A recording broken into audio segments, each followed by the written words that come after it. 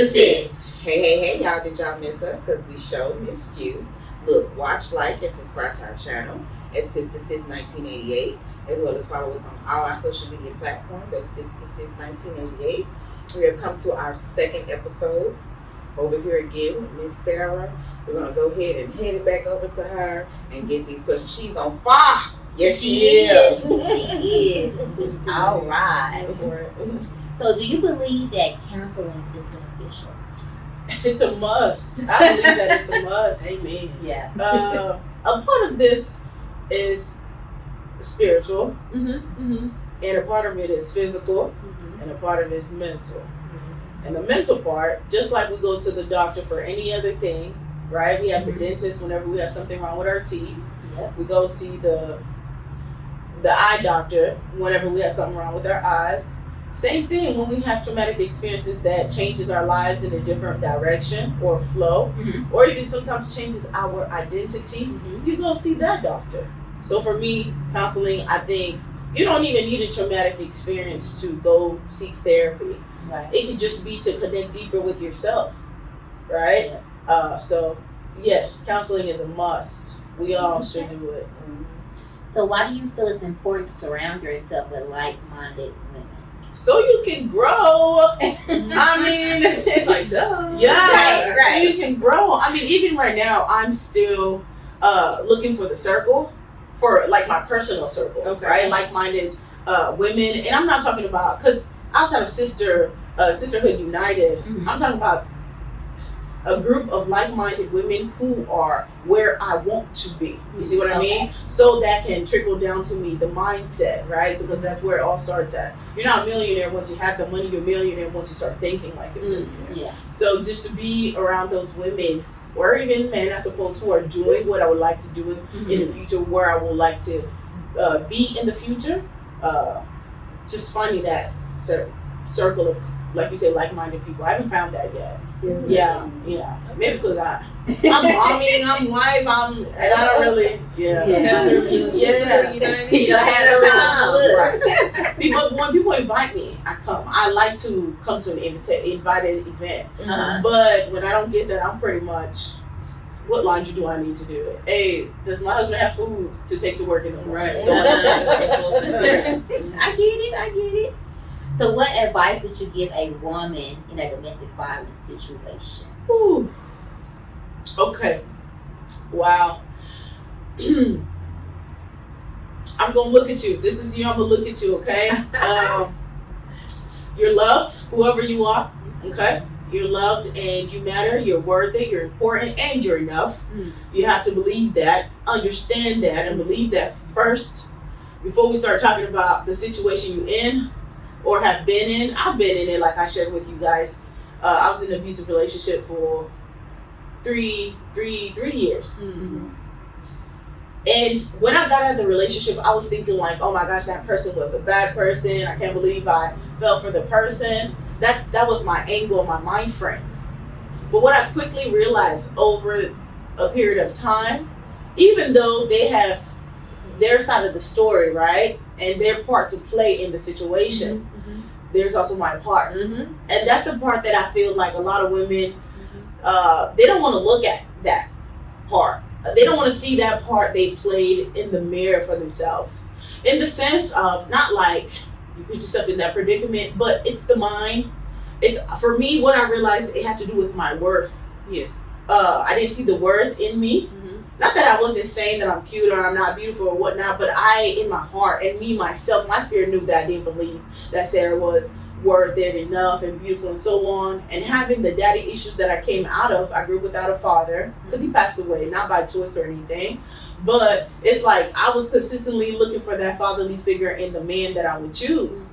And then I would play the subconsciously, I just realized this a couple of days ago, I would play the child role, that little girl. I would still play that role to the father figure that I was seeing in front of me. So even whenever the man was hitting me or misbehaving, it was just like, we'll argue, but at the end of the day, I would just kind of, like that little girl does to the father. If your father yells, everything in you just kind of shrinks, you know? Or that is angry. And that effect happening to me psychologically. But maybe if I went to counseling, I would have known that, hey, due to your past, these are the things you need to work on so that whenever you enter a relationship, you're going in there consciously. You're going there free, right? You're going in there whole, and then you have something to add of value in that person's life. And you're also able to see that, hey, this person is great, but just not for me. Right? So I think to that woman, I would say find time to heal yourself, find time to put yourself first. And I think there's a difference between a woman going through that as a married woman and a woman going through that as like a boyfriend or something. And that's the situation I was in. Because I dare not advise her as a married woman to be like, girl, sign them papers, girl. Sign them papers. Right. You can only make that decision on your own, come to that decision on your own. But what I would say, no matter if it's your girlfriend to that person or your a wife to that person, find time to put you first. And it don't mean go shopping and hang out with your girls and stuff like that. I mean, mentally, psychologically, you're going to have to face your own demons. Whatever that is. Because it probably comes from a long time ago. And it's just been, you just keep cultivating it. And life keeps putting those lessons in front of you. You keep not learning them. And so the cycle just keep going. Each and every single year. Different dudes, different faces, if you will, but same scenario comes out of those relationships. It can't be them all the time. Sometimes you have to look at yourself. Yeah. Even if they had things that they did that was wrong, you gotta look at yourself. You'll quickly see like, oh, but there's some areas that I could have, you know what I'm saying? Or you could have corrected. To prevent this. You chose not to correct. I think I think that was real powerful when you said that, because I hear a lot of people, they go through different situations. Yeah, the person may have been a bad person, not so great, but they always look at what that person did. Not themselves. But not themselves. But then, like you said, they keep getting into those cycles where they're going through the same thing over and over. Okay, what's the common denominator? Because that other person is not here anymore. The common denominator is you. So you need to take a look at yourself. And I don't think a lot of people like to do that. Nobody does. Yeah. And when you I think it's healthy though. It's healthy and it's most important. So that's why I said amen when you mentioned about therapy. That was at the segment of the first one. I don't know, whichever one it was. Yeah. But when we talked about therapy, to me, I think every human being should go through therapy. It's just like going to the doctor, like you said. You go to the doctor because you want to check out, just to make sure you're okay, just physically, just to get a physical every year. Yeah. Go make sure your mind is okay. Mentally, make sure you check in, make sure you're all right. Yeah. And be okay with what the emotion. When you get alone, for myself, I cried, I was angry at myself, just, having that time to think about. You're not gonna, if you really take the time to do it, you'll see some of that stuff, you're like, ooh, that's great. And be okay with that. But it's because it's just you. You see what I'm saying? You have to pray about it, decide that you're gonna change it in the ways that you need to change it, but not, see what it is, not liking it, and now you done with it. Have a commitment to it that okay, no, I think I need to better some things. Is she saying the common denominator continuing to go over you be in the same situations? I find myself not in the same situations anymore that I would be in. You have to be okay with that. But I have met other women specifically that had that time to themselves, and the excuse that I've heard, the excuse I usually hear is, I didn't like it. I just, that's not me. I'm not a loner or something to that nature. But what it is, they couldn't deal with what they were saying or what they were spelling. You know what I'm saying? I would like to add to that. I feel like another thing with us women is, maybe happens to men too, but I'll just speak on, on us, is even whenever you're taking the time to deal with your shadows, right? You have to understand that whatever you see, it's not actually who you are. And I feel like that's what becomes difficult, is whenever you can't separate the situations, your mistakes, and from your personal identity. You keep thinking that this is one thing, but it's not. It's like this. You are still who you are, separate from your mistakes, separate from the ones in the past, the one that will come in the future. You are still who you are. So if you are a light, you're still a light. Right, correct. Making some foolish mistakes or whatever, Right. But you're still the light. So I think when you can understand as a woman that I'm still God's child, I'm still worthy of all the promises that he promised me. Mm-hmm. And he's not looking at me and saying like, oh, but you did this, oh, but you did that. No. He still looks at you and says that you are still my child. Right. I love you. And oh, look at all these things that I have in store for you. Just keep coming my way. And then all your heart desires will follow. Yep. So stick to whatever identity you know God gave you. Because if we try to go with the identity the world try to give us or tell us who we are, Right. we lost. Everybody- That's part of the problem. everybody- How we got Make lost. something confused. And nobody would be original. Everybody would be something made up. It's kind of like that already. It kind of Yeah, people prefer that version. Mm-hmm. But are you happy? Because it's easier. No, most people you're not. You're not a happy person. Well, I beg to differ because I feel like if you have trained yourself to beehive to eternity or whatever, you can kind of like become an actor and you like good at that hiding yourself and good at just being this whatever you've created. But it takes a toll on But you. I think when they go home at night, I don't believe that. I beg to differ on that Yeah. part. I think Yeah. when they go home at night When and they close find doors, that when they're off everybody's scene, there. they're off, they're not on, the cameras are not on. Supplement the pain with something. I do not think they're happy. I swear I do not. Not at all. I don't think They are. toe up inside. If you're not following your purpose that God has called you here to do, I don't think you really can be at peace. I don't think you can. And I also Maybe feel, temporarily you can, but long term no. Right. and I also feel that people like that always say that I want somebody to love me for me, but you never really shown that person who you really are. You So how don't can even they- know who you Right. are. You know, so I mean, it's it is what you know, it you is. can't expect for somebody to love you for you when you're not even displaying it or showing it, or you don't even know who you are. So This is true. Yeah, if you don't know who you are, which You'd be surprised how it's some older folks struggling with who they are. Well, they say age ain't nothing but a number. I'm telling you, especially oh Lord, it's really bad. yeah, that's an important topic right there to know who you are. I'm actually writing a book, Know Yourself, Okay. and I'm scared of the book. Because Yeah, go on and write that out. No, write that out. But- you'll be surprised. Right. Yeah. But I realized one thing is the knowing yourself is almost like it's a process. You never get to a place where you're like, okay, I've arrived. Now I completely know myself. Mm-hmm. Because since life is continuing, so is the knowing yourself part. Keep You know, evolving. growing and you're learning. But that part where you mentioned about people who are, you know, elderly women or whatever who are having troubles they don't know themselves. You know what I'm saying? I feel like it's they got what whoever received, right? Whatever mom had is what they got.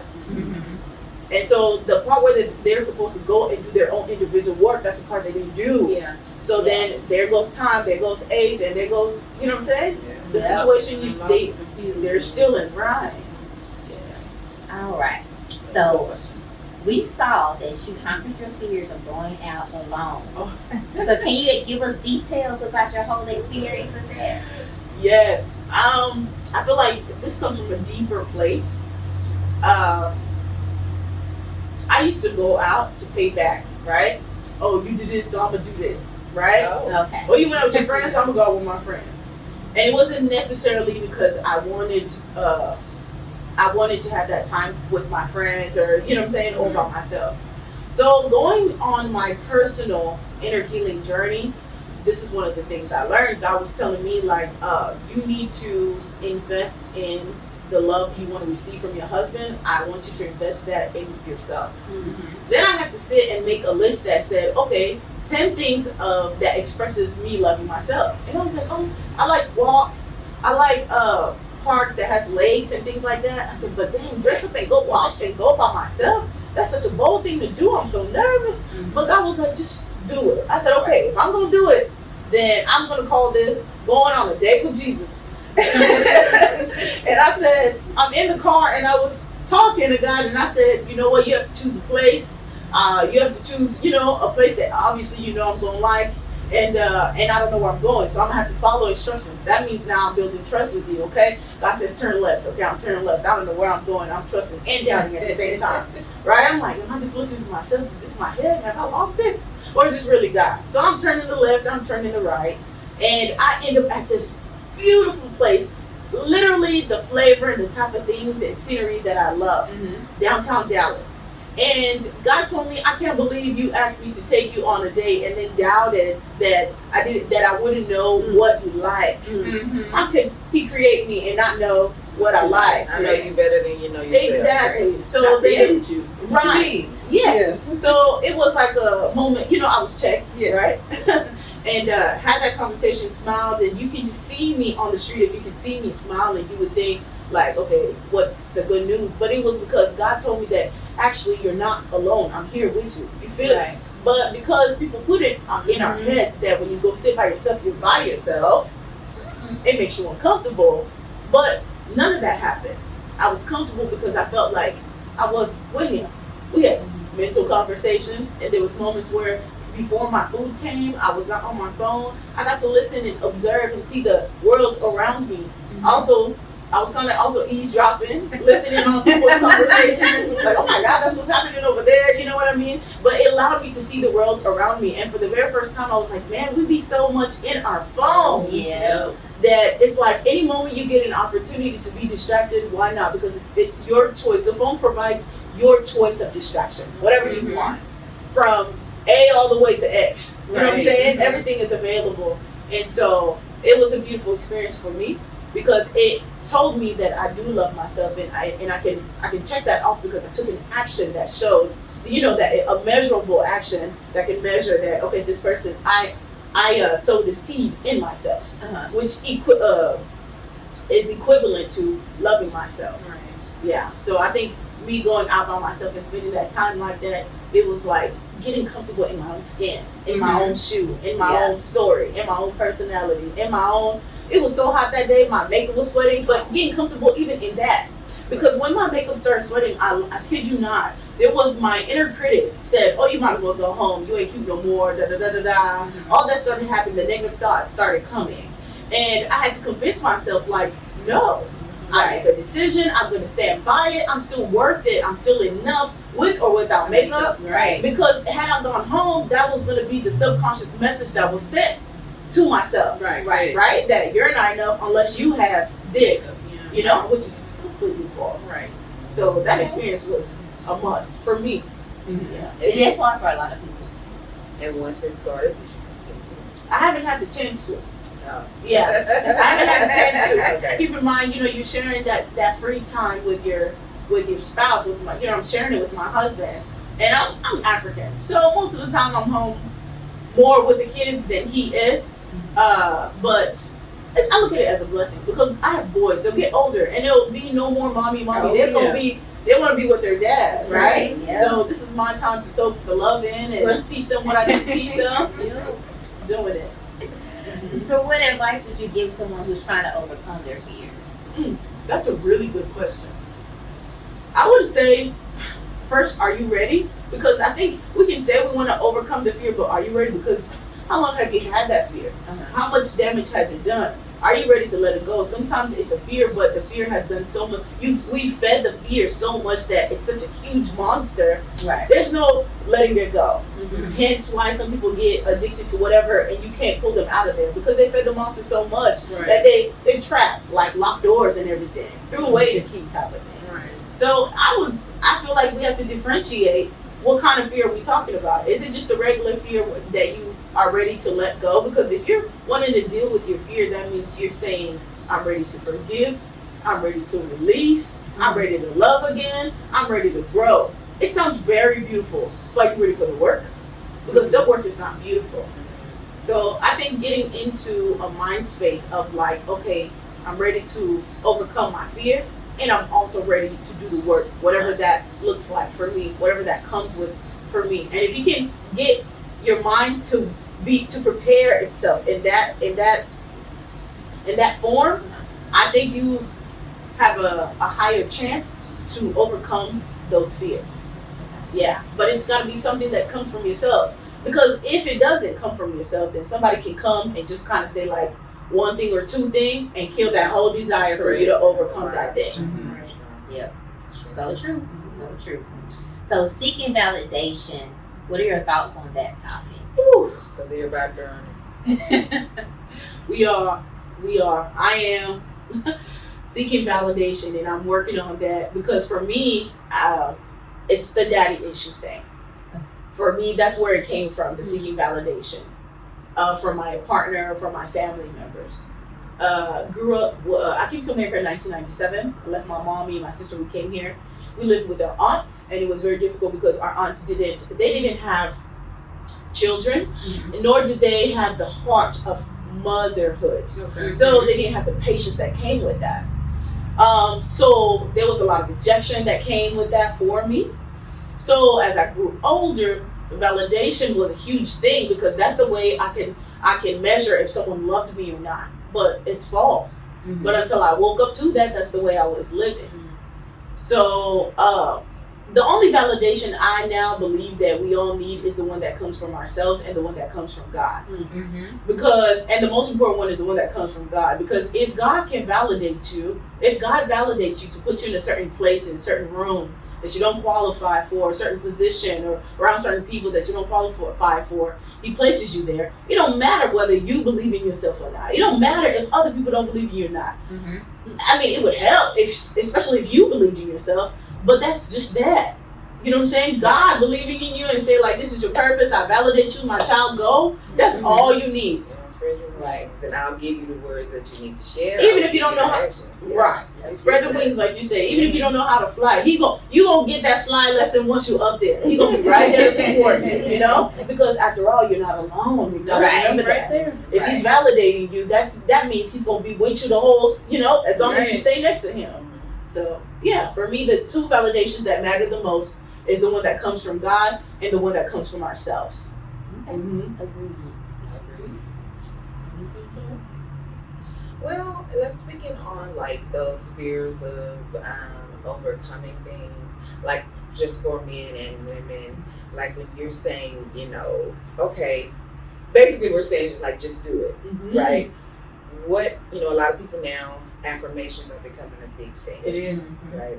So what affirmations would you want to give a person that has that fear? What fear? Whatever the fear, whatever that is, to grow, to go out alone, take themselves out to eat, go walk in the park. What affirmations you think they would need to tell themselves? Heal inside and you will see the healing outside.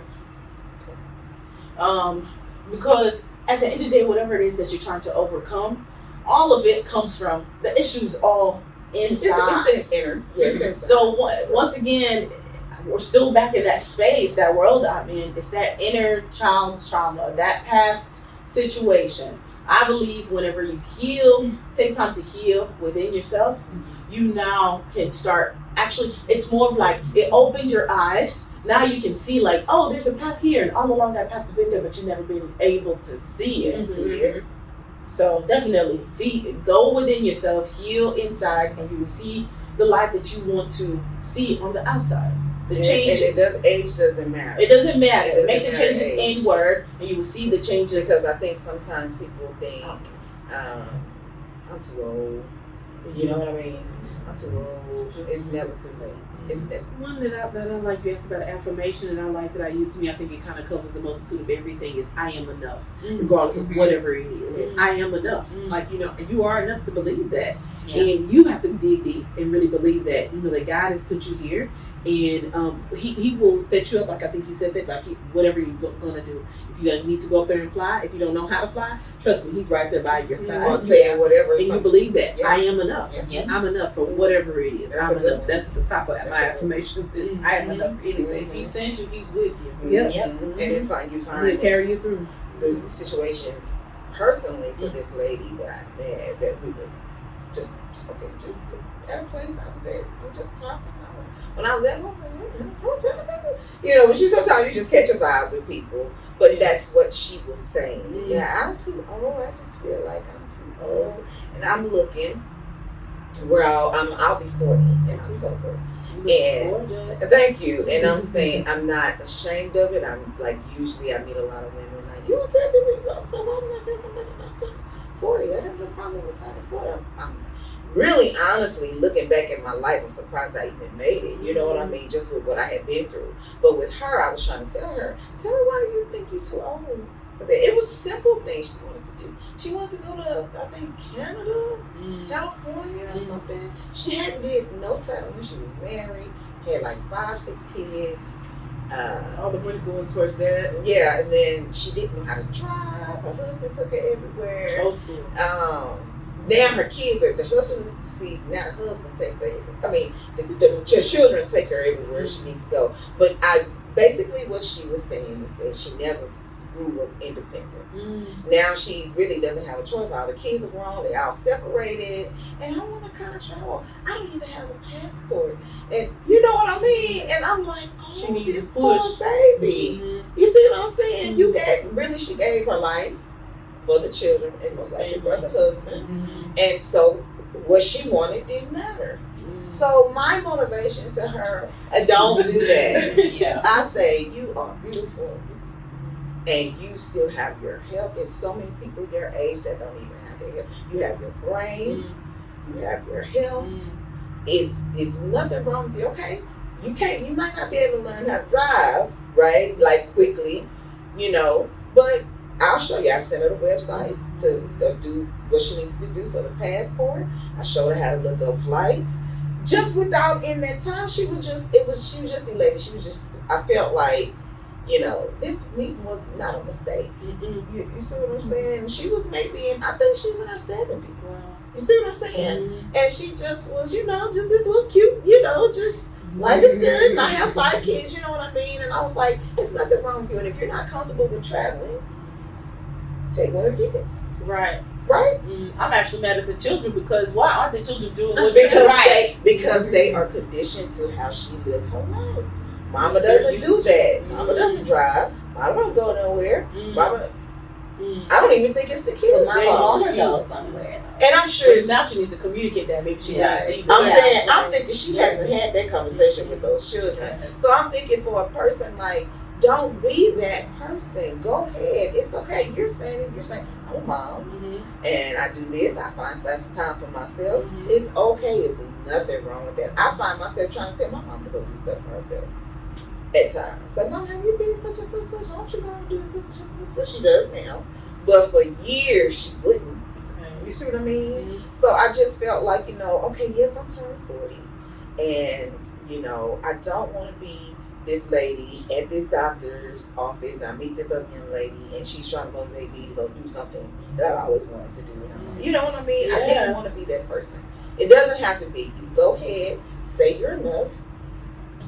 God has created you. He will never forsake you.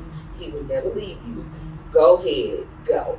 Whatever that is, if that's going back to school, or if that is traveling the world, becoming a minister, whatever that is, do it. If he called you, he's with you. Yep. He's always right there. So, until next time, there's strength in sisterhood and support in sisterhood. Bye.